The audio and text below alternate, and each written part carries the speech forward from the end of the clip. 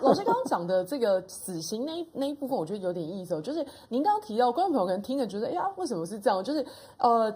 你说认同的人变多了，也可以接受这个结果，然后但是同时又会对民进党感到失望。我这样理解好了，就是我们的这个理智告诉我们说，这个有人揍我们的时候不能还手，OK， 我理智上接受。但是你告诉我的时候，我情感上觉得不行，我被揍，我应该要揍回去。所以这个听起来矛盾的想法其实是会存在，可是这同样可能也反映在上个星期五刚出来的这个国会改革法案的释宪呢。因为在这个释宪结果出来之后，像您刚提到独派大佬林周水就说，他觉得这是大法官用抽掉藐视国会罪的条文，然后去让调查权空洞化。他觉得这个是鼓励那个立法院玩假球，禁止玩真球。您认为国会改革法案的这个释宪结果会替民进党带来什么？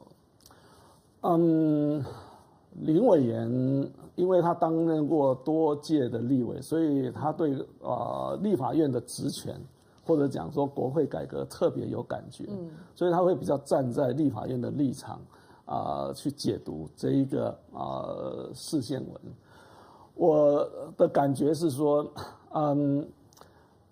其实从一个比较大的 picture 比较大的这个角度来看这件事情，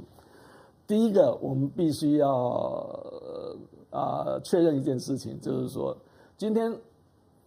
15位大法官，不管他的政治背景，他今天身为大法官，他的职责是在依据宪法去诠释宪法。依据什么宪法？依据中华民国宪法。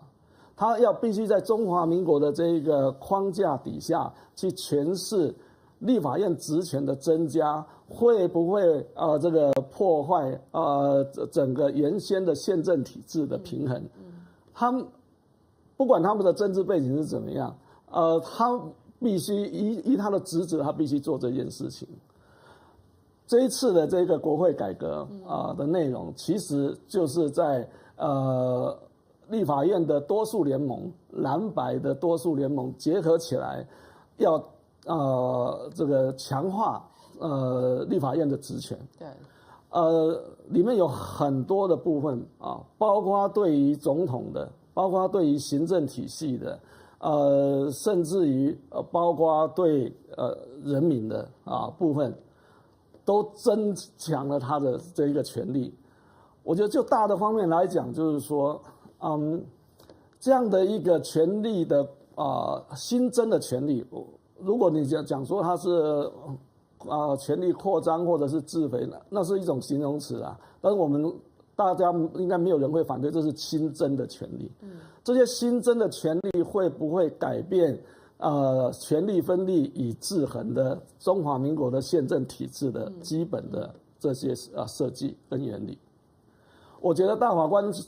相当程度是从这个角度，他们不见得，如果说他们是范例的背景，他们不见得会在感情上会喜欢中华民国宪法，但今天他们身为大法官，他们有这个职责去根据宪法的制定者的原意去诠释宪法。如果这样子的话，我觉得很自然而然他们会不同意国会改革法案，蓝白推动的国会改革法案的这些新增的权利，因为他们会很担心这些权利一旦赋予立法院会颠覆或者是会根本上改变现行宪政的体制。我觉得从这个角度来看，会得到不同的理解。但是像那个林周水委员，您刚刚说你觉得他应该是从立法委员的这个角度去理解这件事情哦。他自己站在前委员的身份来看，他就说现在这个就算是真的通过国会改革法好了，那个国会的权限跟美国比，那还是小很多。所以他用一个很妙的形容，他说可能就是从这个侏儒变矮子，不知道为什么还是要怕成这样。所以其实在这个释宪结果宪法法庭做出结果，有9位大法官提出了不同意见书，有9个不同意见书，应该这样说。那更不要提说在民间的这个旗舰可能会更剧烈哦。您认为这个可能会让刚刚讲的这种极端满意跟极端不满意这个数值拉得更开吗？我这个需要去调查，但我就觉得基本上是这样子，就是说，林卓水委员的讲说，就是他在讲执政当局啦，其实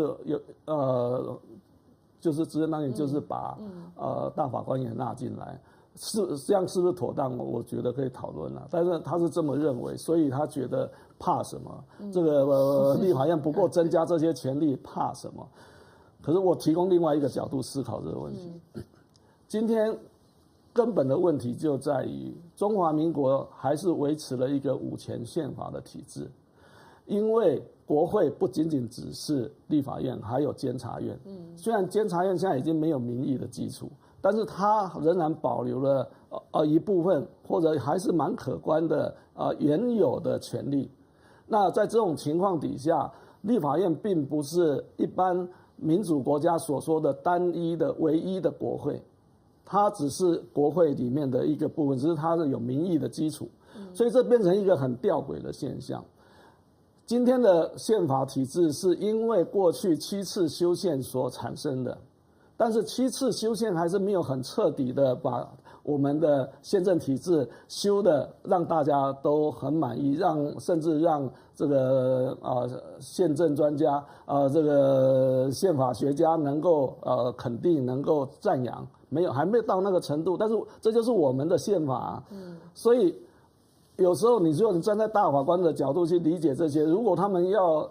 扮演一个称职的大法官的角色，他们可以这个故意看不到监察院的存在，而把所有的权力集中到立法院，然后去打造一个理想中的一个国会嘛？我觉得这对他们是有困难的。但在这个枪林弹雨之中，有一个人他的这个支持度倒是默默的逐渐升温。在老师您这个基金会做的调查里面，民众对韩国瑜的感情温度从2019年的38.17上升到现在的55.26%，这个算是蛮高的，而且基本上还超过了8月的时候对赖总统的感情温度那同时对他反感的人，如果从数字反推，减少了超过500万人你觉得具体反映了什么样的政治现象，跟他现在在立法院这种院长的形象有关系吗？我觉得这是一个非常巨大的政治现象，这个现象简直让人这个不敢相信因为一个人民对于某一个政治人物的感情温度，那是表示。简单的讲，那就是他个人的一种人气的指标。他曾经被打入冷宫，38点几度，那个就是说表示人民对这一位政治人物是不敢恭维的是很寒心的那低于40度，因为低于50度就已经是不好了。然后，可是他竟然隔了5年之后，然后重新出现的时候。他好像是另外一颗太阳一样，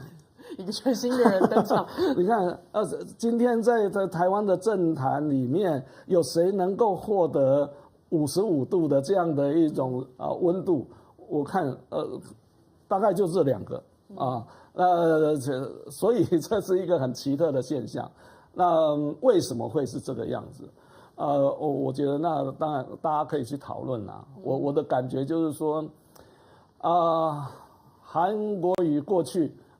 曾经带动过韩流所以他本来也就有很强大的社会的支持群众。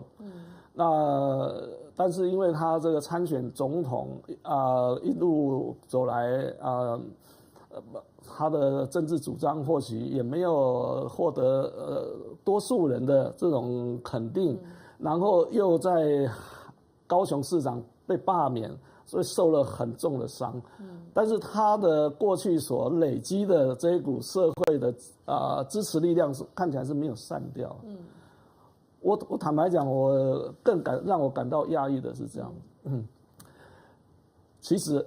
2000年2020年他参选总统，他那个到最后的时候，他的年轻人的这种支持度是真的是低到没办法想象的程度。只有中老年的选民支持他，年轻选民大概10之7、8是讨厌他的。